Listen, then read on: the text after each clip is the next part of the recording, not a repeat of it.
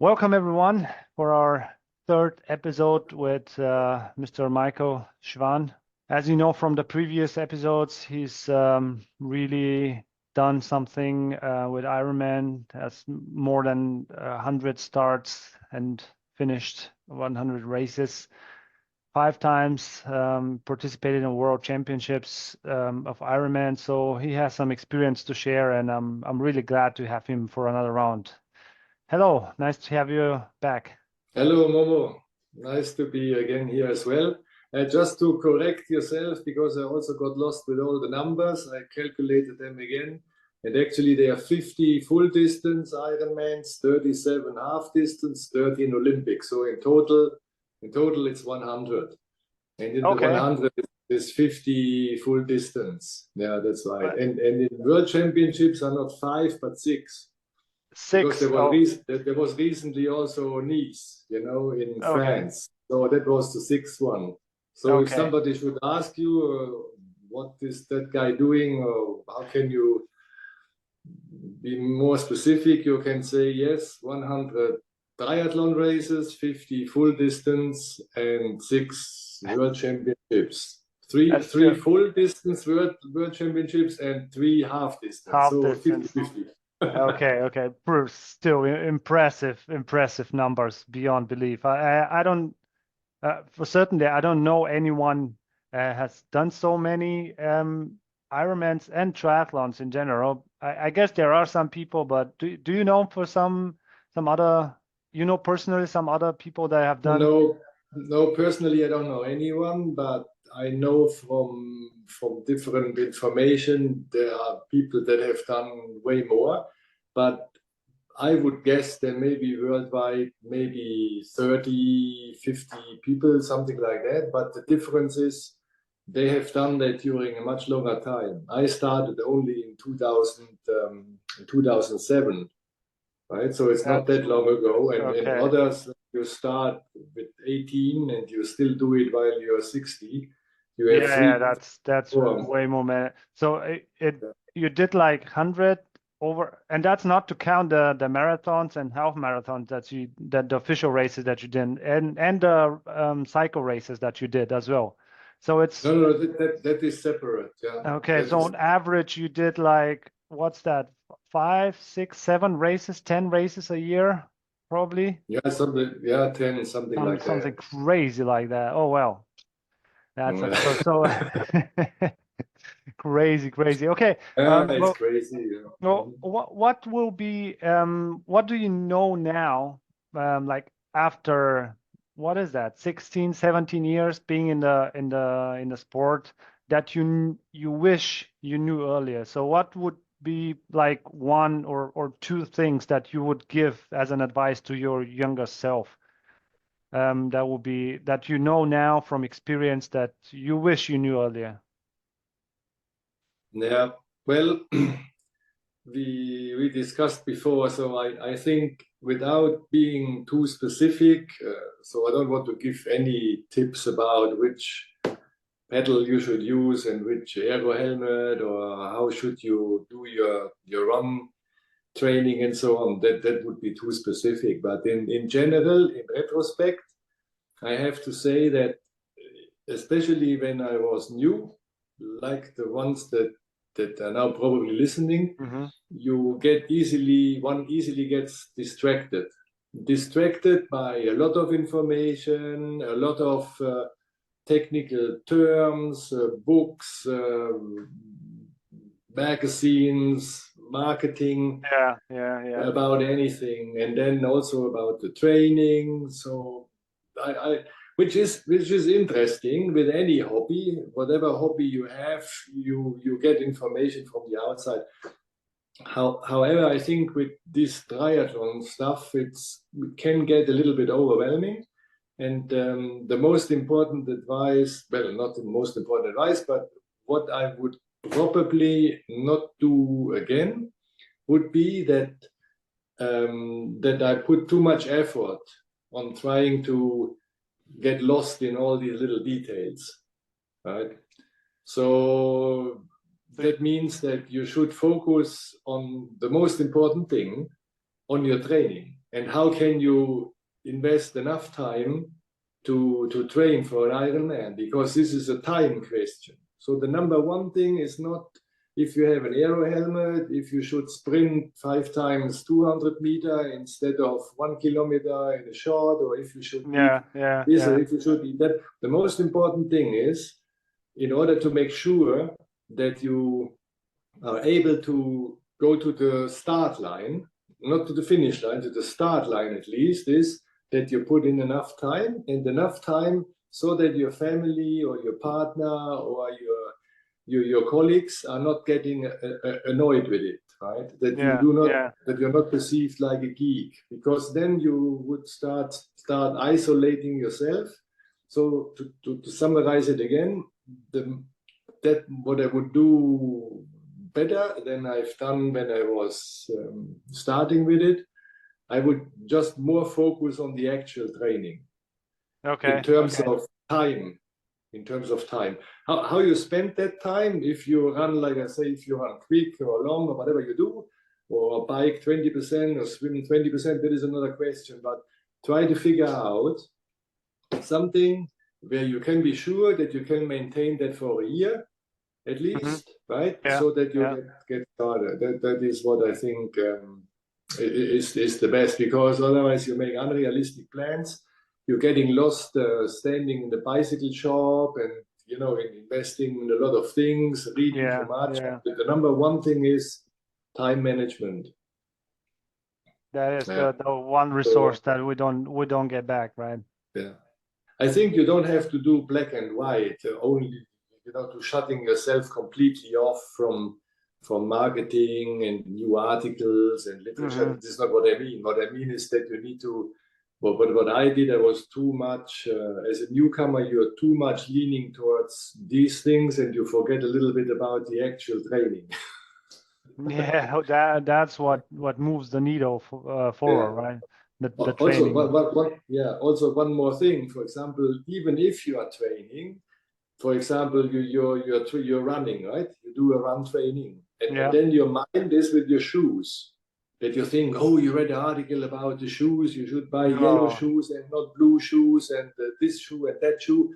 Then even though you are training, your mind is not with the training, it's not with the running. You should not focus on these kind of things. You should basically say, okay, now I have a shoe, I can run with the shoe is fine. If I get a problem with the shoe, that kind of thing. Because once you get in a range where the shoe actually matters, right, then you're already very, very good. The professionals, they will start tinkering with the shoes, or somebody who can do under 10 hours an Ironman or under 9 hours. He needs to look at each detail, but you are not yet. You're not yet in that area. Got it. Okay, focus on the 80%, right? Which is the time in training. So training the basic. And arrange your daily life around that time. That is Got it. Oh, wow.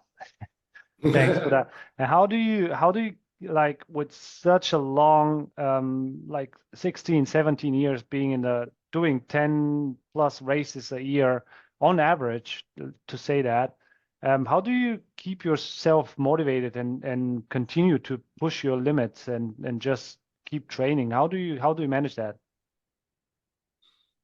Yeah, well, Momo, and also the ones who are listening, there are two sides to the medal, of course. How does somebody stay motivated to do 50 or 100 or whatever? The other thing is to be motivated enough to do at least 1 or 2 or maybe 3. These are two different things, right? In order to do 100, you would think that is a crazy guy. He has too much money, too much time, and sort of whatever. Right? Or maybe he sits in front of the best place where you can do triathlons or something, and that is not relevant for somebody, another guy who is just starting, right? Who just wants to get one done. However, what I have to say for both. So for me, if I would now have to do race number 101, it's the same motivation, in my opinion, than for the one who will do the very first one. Because for me, the entire aspect of doing Ironman triathlon, it is a little bit like a drug. Now, a drug is something negative, but it's the best word how to describe it. If you get addictive to something, it's also, if you want to put it in other words, in less negative words, if you are in love with something, right? That is a better word than saying to be addictive, because addictive is also negative. But you need to be in love with something. So I'm in love with that thing. And then motivation for me does not depend on, motivating myself to, I'm not really thinking about motivating myself. I just like what it is, right? If I'm good at it, even better. I want to get better time, or at least at my age, maintain where I am. But it is not that I need a specific motivation. I just love it. And then for somebody who does the first, has not done one, he will not know what that is because he has not done it yet. Okay. Yeah. So makes sense. what I can tell to that person is, first get the first one done, and then you decide by yourself, 90% sure, well, 90 is maybe too high, but very high percentage, you will want to do another one. Maybe a second one, maybe a third one. Maybe one per year, maybe one every 2 years, something like that. But I can basically promise you that unless this first Ironman became a real disaster, that you're really not in love with it, because of many things went wrong or whatever, you got sick or something. If that doesn't happen, even if you finish at 17 hours or 16 hours and 59 minutes, I'm pretty sure you're going to try it again.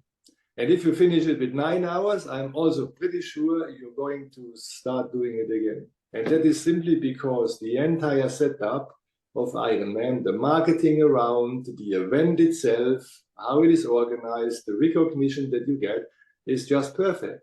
There is no other thing that I can think of where you would get the same kind of sort of falling in love with. Okay. So to answer the question, to stay motivated, for me and for somebody who starts, is you need to be in love with it, but you need to do the first step. It's like with finding a new partner, you need to do the first step. Just looking at him, you will not fall in love with him. You need to know him first. So do first this trial, a half distance or a full distance, and then you will see if you stay motivated. It will come by itself. So motivation will come by itself. Okay. And okay. Fantastic. Okay. And one final like to wrap this series of our episodes up, what would be like what is the, you kind of mentioned it, but do you have like one advice for athletes who are like starting now and want to finish their very first Ironman event? What should they prepare for? What should be something that to look forward to? And what is the thing that they should consider with their first Ironman event? I think I said it already in the first episode of our webcasts when I explained that there are different things that can happen. It can be did not finish, the so-called DNF. Then can be something, then you DQ, you got disqualified because you did something stupid during the race, right? That is did that happen permitted. to you? No, never disqualified. Did you go to the penalty tent? So ever? Hey, okay, now that you ask, I actually had forgotten it. I actually was once 5 minutes in the penalty tent in Copenhagen because they found that I was in a curve. I don't know what it was. They thought I was not pulling back. I was not slipstreaming, but somebody passed me, and I should have probably getting off right away so that got the distance, and then the guy came and whatever. But okay, it was a ridiculous place where he did it. I think I would have more experience than the referee to decide if that was a penalty or not. But yes, I got a 5-minute penalty. Yeah. And that's a really subjective thing. For now, because I do believe and I do want to see the race rangers being applied or used in the amateurs as well, in the age groups. Do you know the race rangers technology? Yes. Where they follow each other, so each bicycle gets I'm just explaining for the viewers. Just so each bicycle gets a radar, and they measure the distance between the bikes and the time you spent within that drafting zone. So this is for now. Race Ranger is the technology, or the company that develops the technology, and this is only used for the pros for now. But I do want to see it. I really aspire to see it in the age groups as well, just to make the sports really clean. And to have it on that, like for now, the penalty is really subjective. So it's just the referee thinking or just assuming how much time you spent and what's the distance between you and the front guy. So what you mentioned, this was a subjective decision, and from your perspective on the bike, this might have been enough time and enough distance from the front guy, but the referee said, oh, it's not enough, and for that you get the penalty. But sorry to interrupt. Go on. Yeah, no, that is so basically to come back to your question, what is the final thing that I think that newcomers should really focus on to avoid that? But what I wanted to explain is that they should avoid that they start, but they do not finish, or they get disqualified. But the most important thing is that they start at all. Somebody who doesn't start, he will never finish because he didn't even start. So the way to make sure the biggest hurdle is not the race ranger or not getting disqualified or not finishing. The biggest hurdle for a newcomer is that you don't even start. So if you don't even start because you gave up too early, is because you maybe during the training you say, oh, it will never work, and so on and so forth. So my advice is, the slogan of Ironman is anything is possible. So normally when you start training for an Ironman and you have not done long things before, like running or multi-stage cycling, it seems like you cannot reach that goal. You cannot get that far. So every month you will ask yourself, oh, maybe no, this is too much, I don't want to do it, I will never finish it, the other ones are all better. So my advice is just stop with that thinking. Think the other way around. Anything is possible. So as soon as you get the feeling that you are overwhelmed or tired, or you see others doing much better than you, just give a shit on it. Because in the race, it depends what you do in the race. It depends if you get to the start, and make sure that you get to the start. And then you will see things will fall into place. At least you can say that I started. Even if you didn't finish or you get disqualified or whatever, right? Then that is another story. But you can say that you started, right? That is the first thing. So make sure that you do not get demotivated or too anxious about it. Just think of anything is possible. That will bring you to the start, and then after the start, things will fall into place. Just get it there. Don't give up too early. Absolutely, I do absolutely agree with that. And to come back to your point from before, that even if the start is a total disaster, the swim doesn't go to plan, you get 5 flat tires on the bike, you somehow finish, and you get a blisters, and all that stuff happens to you during, and you do finish it with a lot of struggle. I do believe you still fall in love with the process and just the feeling of being on the race course on the race day.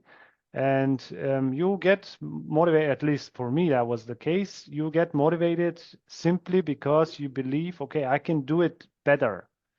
And if everything went wrong on race day, there is a lot of potential to improve. Yeah, that is also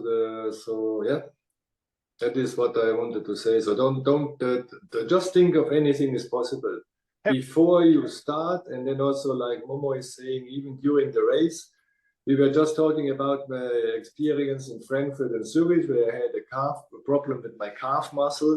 Yeah. And then basically, I think for many people, the race would have been over after 10 kilometers into the marathon. And then I found a solution I put something into my shoes on the race course to make sure that there's less stress on the calf. And suddenly from 1 minute to the other, I could again run nearly as normal and had a normal marathon time. But I could also have been sitting there and giving up too early because, So don't give up. Just get the thing done and make your first Ironman. Then you will love it, and then the motivation comes by itself.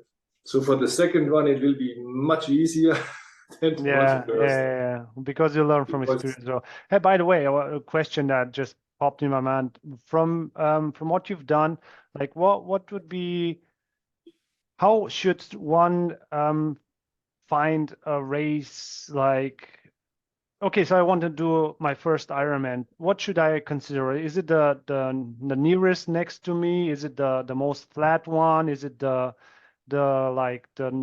I would say normal temperatures where it's not too hot, not too cold? Is it like swimming in a lake? What's something like consideration when choosing your very first Ironman? Or should it be like where my training group is going, so that I have my training group around me? Like what is something that you would give as an advice how to choose a race?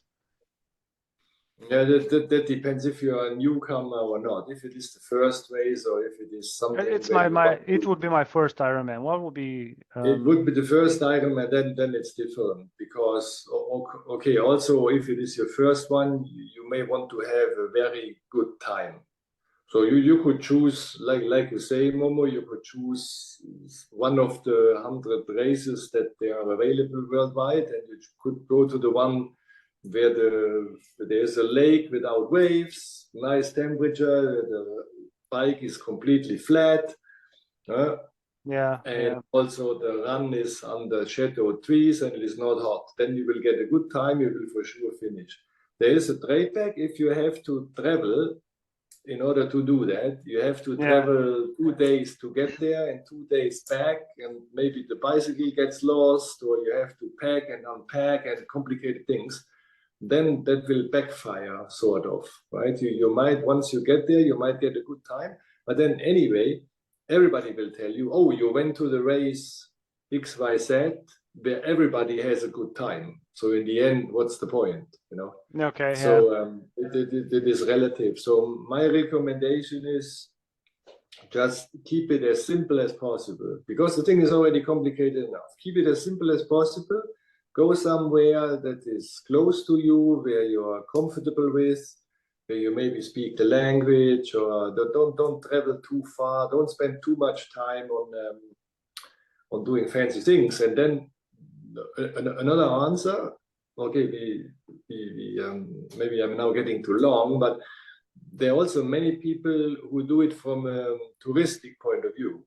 You know, they want to have the experience to have done. For example, you are now in Bulgaria. Maybe they say, oh, I want to do it in Spain because I heard Spain is great, or Germany, Frankfurt is great. It may be. It may be, you know, now I'm wearing by chance the shirt of the Frankfurt Ironman. Frankfurt is fantastically organized. You know, you get really a lot of things around. There are many competitors and so on. Big story. But in the end, if I would be first timer, it doesn't really matter, because 42 kilometer are 42 kilometer. 180 kilometer on the bike is 180 kilometer. If you do it in Bulgaria, in Greece, in Italy, wherever you do it, in the end, it is the same thing. You can even do it by yourself, right?